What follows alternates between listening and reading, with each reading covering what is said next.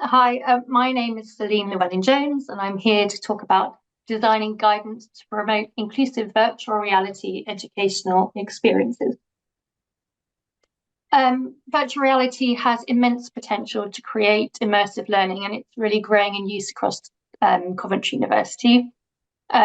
Recent research from Birmingham City University, however, identifies an astounding 65 barriers, and that they particularly impact those students who probably benefit from the most. And I'm not going to talk about the barriers here in detail, but I'm referencing them at the end, so please go and have a look at that research. It's really impressive. But there is another significant barrier to inclusive practice in education, and that is that the current guidance is not fit for purpose at present. So it tends to be focused on gamers and developers. It often provides overwhelming amounts of detail, which is very easy to put off anyone who's not an expert, and it lacks any good practice examples. So a group of us across Coventry University Online and the wider university got together to see if there was anything that we could do to solve this issue. We felt that cross-functional working was really key to solving this problem because it gave us access to diverse skills and knowledge and perspectives that was probably needed to deal with something that was quite a complex problem, and also links out to various stakeholders. But we also found that it was very valuable to the group ourselves and allowed us to bring back learning to our teams. It gave us a deeper insight into one another's roles, as well as the context in which VR is used. So, and also we explored terminology quite a bit. What do we mean by accessible? What do we mean by inclusive? So just an example, the disability advisor talked about how she felt she'd learned things that she could take back to her day-to-day role in order to better support her students. We adopted a design-based approach for this project. So we were looking to develop, to explore user needs, then develop a solution, test it, evaluate it, and reflect and hopefully continuously improve it. So over the last year, we've been collecting qualitative and quantitative data from educators and some students, not as many as we would have liked, I admit, in order to better understand the challenges and identify examples of good practice. We have already unearthed a wealth of insights, and there are too many to talk about, but I'm picking out the ones that I particularly found interesting. So the main thing I think that was important for us to realise were the barriers to a good VR learning experience go beyond the technical and very much extend to the pedagogical. So accessibility is only one strand of that. For example, we found that there were students who didn't have problems using the headset, but they were still hugely reluctant to use them and would choose not to. And it seemed that they were anxious about what could be expected when they had the headset on, and possibly also looking perhaps a little strange in front of their peers.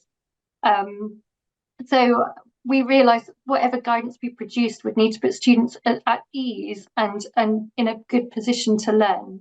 And so we felt that things like making sure we were offering clear information about what to expect on the day was key. We wanted to recommend to staff that if possible, they would allow students to try technology in private, and that would also help them identify any issues they're experiencing before they did it in a group. And also make sure that when students weren't using headsets in the classroom, that they were busy doing something else so that they weren't spectators to anyone who did have a headset on. We found that most students actually do need to make some kind of adjustment. And in fact, I think recent research has shown that up to 80% of people are going to experience some kind of dizziness, for example. So it's really important to plan for this and offer alternative formats. What was important to us, though, was that this is also a chance to reinforce the idea that adjustments are the norm. They should be the norm. They're not just an unexpected inconvenience. Another really important thing that we realised is that virtual reality is capable of collecting very rich biometric data, often very private data in a way. It can collect body motion, heart rate, eye tracking, voice, tone,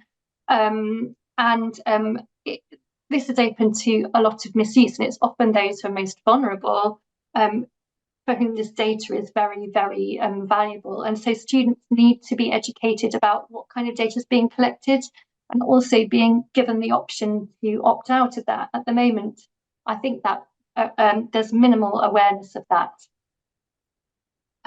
So in order to make these findings accessible and not put everyone off from even considering what inclusivity means to their VR educational experiences, we presented what we found as 10 inclusive VR principles. We've sort of presented them as an expandable menu so that it's still possible to expand on those and understand what the rationale behind each of them is, and also look at examples of good practice and further resources in a variety of formats. So, for instance, we provide guides on how to make adjustments in video format, a step-by-step format.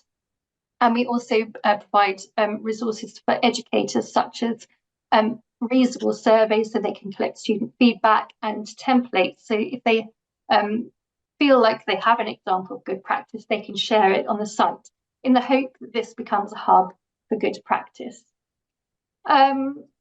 Next steps, well, we're currently looking for feedback from educators and ideally from students. It's been quite tricky to get students involved, possibly because often these things run as pilots and they've moved on, before we've got time to contact them and gather any information from them. We feel that possibly these principles could be reused to explore embedding other emerging technologies into the classroom. But I think most importantly, what we found is that this guide, although it raises awareness, I think alongside it, it's the conversations we've had that have actually been the biggest catalyst for change. And so I think that the question for us now is, how can we make sure to continue supporting and encouraging those? Thank you.